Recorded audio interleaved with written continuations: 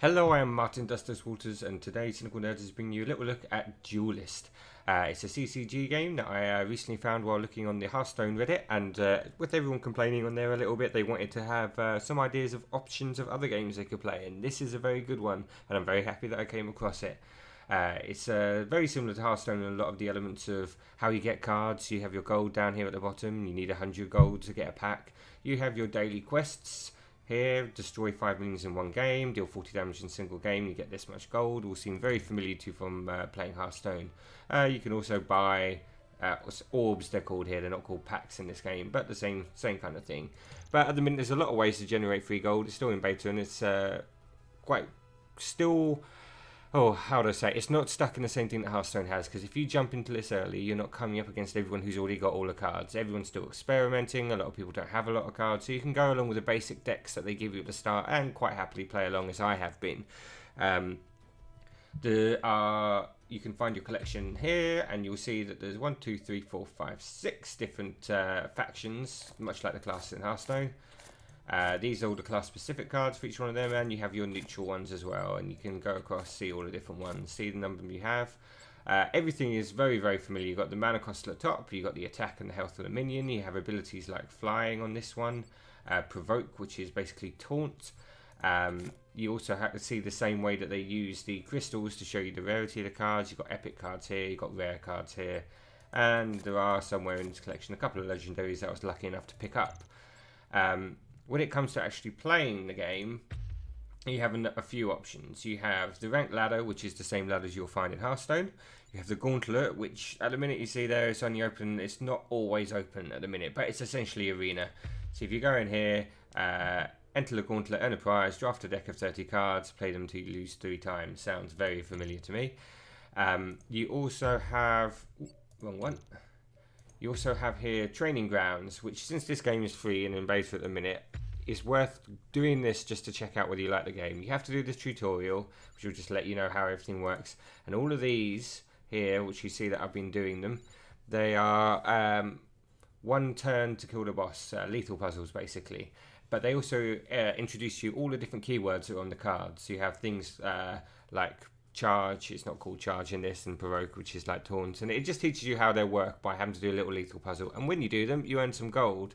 I have some along at the end that you see that I haven't done. You get 20, 15 gold for each of these. They don't take too long, some of them are harder than others, but they're nice little games, and you see how many I've got going along here. This will net you a lot of gold, and it's actually really enjoyable to do as well. So I think that's basically everything there is. We could, I'll show you opening. Go here if you want to get your spirit orbs. Get a spirit orb for 100 gold. Drag it in. And much in like the Hearthstone, you don't get this satisfying click. It's kind of the only unfortunate thing. And you're guaranteed 1 rare in these packs as well, just like you are in Hearthstone. So I'll show you a little bit of a game. You get to choose one of your... six different factions. You got these as starter decks that they've built for you. You unlock a few cards as you play along with the different races at the beginning, and then you also can have your custom decks here, which I haven't built any yet because I'm not comfortable with this game yet and have to start building a deck. So we'll use... I quite like Vanna, so we'll go along and use the Vanna deck. I found that the queue times are almost nothing. One thing that when you look at this, that may put you off, because you've had all this lovely art so far, and I really like all this art. But then when you come to the actual game, the actual minions in that are actually pixel art, which isn't really my thing. Max was going crazy for the beginning. He loves this kind of thing. But actually, the more I play it, the more I actually appreciate it, and the more I actually enjoy it. So you get the same thing when you play the game that you do where you get to Mulligan. So these are basically ramp. These are 2 mana 1/1s. When they die, Dying Wish is what happens when they die. You permanently gain 1 mana crystal. So these are ramp. This opening gambit is basically battle cry. Restore 2 health to a minion or general. So I'm going to keep my first or second. The left hand side, they go first. The right hand side goes second. So I'm going to... actually going to throw away the healer. I'll keep the 2 ramp cards. So So this one is kind of like a little mini piloted shredder. 3 mana, 3/3. Summon the 3/3 Ghost Wolf on this space when it dies. So when you move, you get to move 2 spaces, and these are only laterally. So you can go. You can see here this section is everywhere I can move. So you can go 1, 2, or you can go 1, 2. The best way to think about it is if you go diagonal, you go 1 space. If you move in a straight line, you go 2. You'll see that I have 2 mana on my first turn, whereas the person who plays second gets 3 mana. And the other crucial point is these orbs in the middle of the field. When you land on one of these with a minion or your general, as this is what this is called, this is your hero. When this dies, you lose. So this is what you're trying to protect. And you see you have a base of 2 attack power at all times. So you can summon a minion anywhere around where you have a unit, not just your general, but any unit. So the general thing when you play first, you move forward 2 spaces and you put one diagonally here or here to challenge to get this mana spring, the +1 mana for that turn only. Because next turn I can play either move the minion onto here, or I could summon another minion on top of it.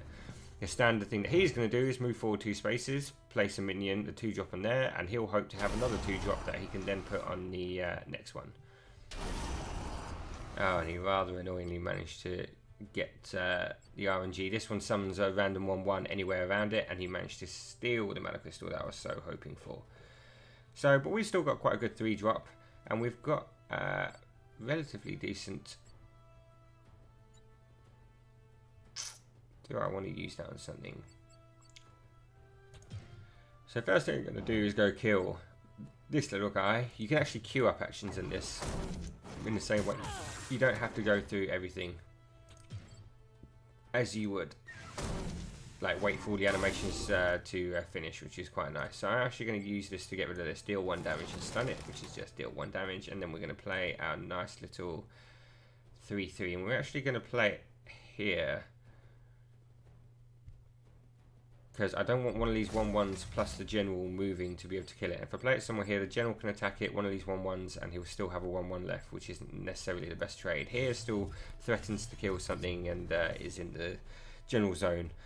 A thing that I neglected there to mention is you draw 2 cards a turn. So your hand is never really empty, but you also have this replace mechanic, which means that each turn you can choose 1 card that you drag over here into replace, and it will be basically mulliganed away for another card, which is a really nice way of smoothing out your draw and making sure if your hand gets too clunky, you don't get just stuck with it basically. So is this guy a Vesper? No. So I can give this +3 attack and kill him. I've got 4 mana, so I'm probably not going to use this guy, although he's very good and I kind of want to keep him for next turn. Infiltrate there, you can see when you mouse over it, it says Infiltrate gains +2 attack. Just to the top right of the card, it will give you a little description of what Infiltrate does, which is gains bonus attack on the enemy side of the board. So if I put him over anywhere past this square over here, he'll have +2 attack. So I think I'm going to have to try and kill off.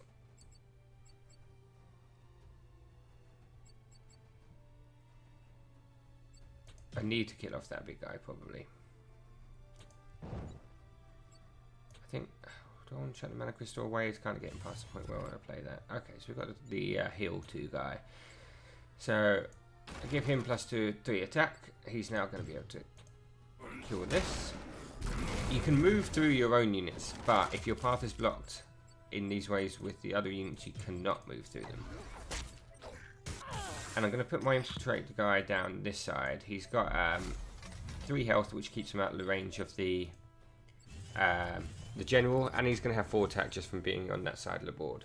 So I don't mind if the general spends his attack hitting into here and trading this off. We've also still got the 3/3 Spirit Wolf from the last time. He may choose to kill that off instead and try to get to my own side of the board, so this Infiltrate won't work anymore. You have to move first. If he attacks this, then he can't move afterwards. As soon as you've attacked, then that unit's turns over, and you'll be able to tell because he'll be greyed out. Also, things with summoning sickness will be greyed out. So, what did he do?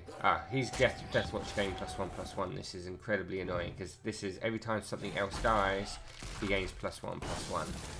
So he's just pumped up a massive minion. So I really need a way to kill him.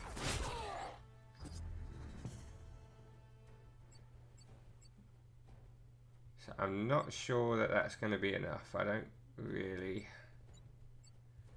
The provoke isn't too bad. The provoke is basically taunt, like I said. I might have to throw away. I wish this was one more attack. I'd take the 6 damage to get rid of that thing. I'm going to chuck away the healer.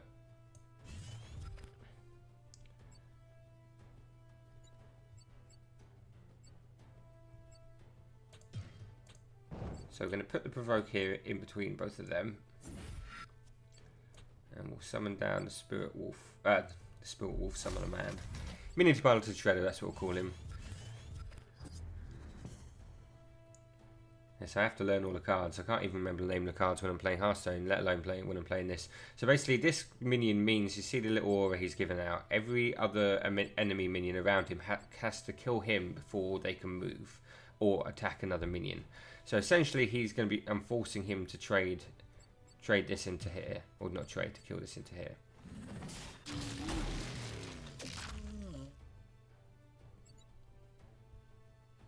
Luckily we got that +3 attack. You also draw your cards before your turn starts, so you actually have a chance of looking at your cards during the opponent's turn to try and work out what you're going to do. See here, the opponent played an artifact. See this here, I missed that. The generals can have artifacts on them, and this one is whenever your general damages an enemy minion or general, summon a 1/1 rating on a random space, which is what happened there. This has originally had 3 durability, and basically it loses durability every time the hero or the general takes damage. So obviously, because you're going to have to attack, everything always counter attacks. So when you attack into something, the other one will attack back again. That's quite a nice one.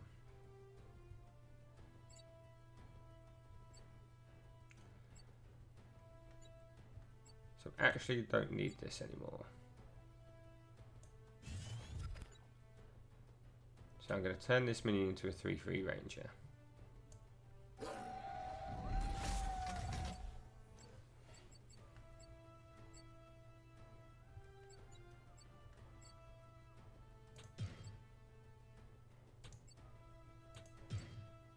I'm going to kill off that dude. I'm going to kill off that dude.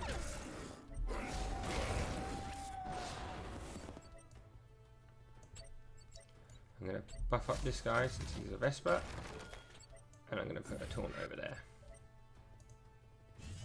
This is what they all these clans or tribes, whatever, I can't remember actually what they're called, all have their different kind of play style. They can be played in lots of different ways, but what the one that he's playing does generally spawns loads of these little 1/1s, and a lot of it is to do, you do use it with positioning. It has lots of things. It's the very death or dark arts kind of tribe where, you know, like we had the guy before, every time something dies it gets buffed and you make all these little ones, synergies like that.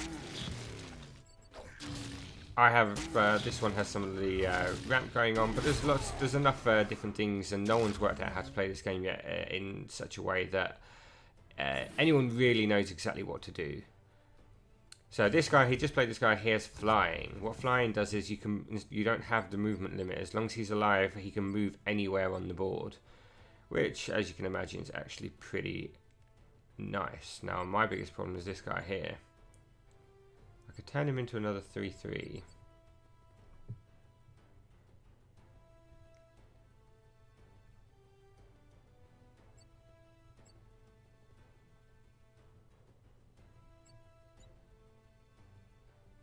Really? I'll chuck this away. I need a big minion. That's not what I wanted.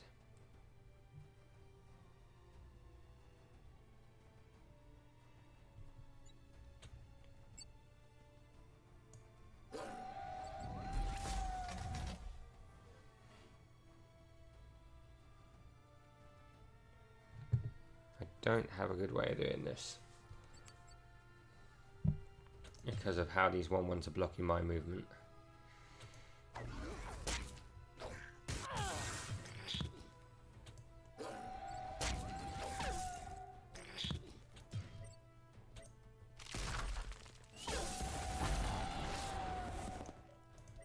I could could really do with having a few more cards. There we go. It's not even that great. I need something big. I need to be able to put down something that's a threat. I think that's the big problem I have at the minute. None of my guys are really much of a threat at the minute. And this guy could really do with being on this side of the board, so it does 7 damage.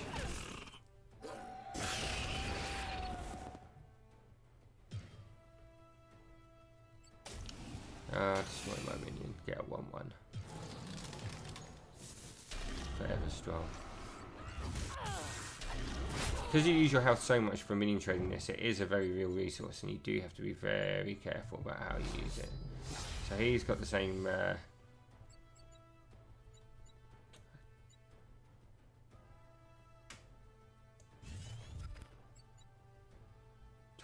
God, the worst card I could have gotten.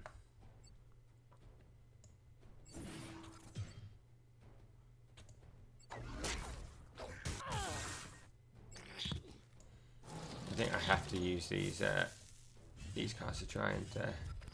That's the guy I would have liked. I would have liked my big 10-10. So there's a number of ways that I'll go into another time in other videos that are very important for how you position on the board, like making sure that you block, because the limited speed that you can do is so small, or the movement speed so that you can do so small. And also he's like getting close to being blocking himself in slightly. Okay, he's trying to block me in.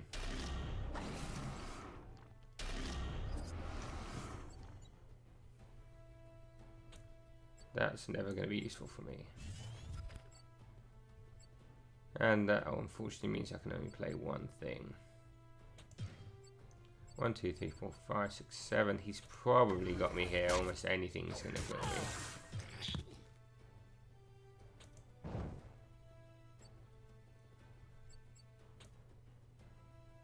And so I need to put this here.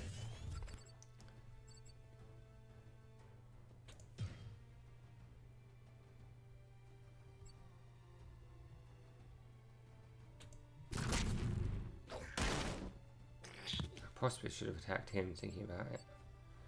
But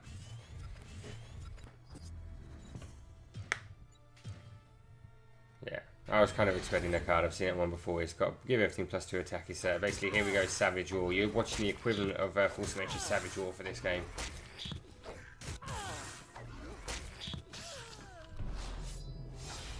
And unfortunately I lost.